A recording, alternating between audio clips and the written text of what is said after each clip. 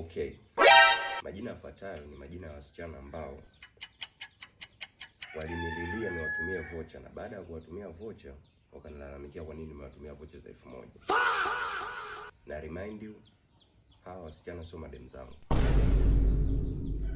Wa kwanza Joyce, wa pili Vivi, wa tatu Rose, wa nne Annette, wa tano Tekla.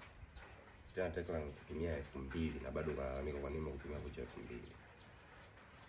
Wa sita Khadija, na last but not least Swaumu.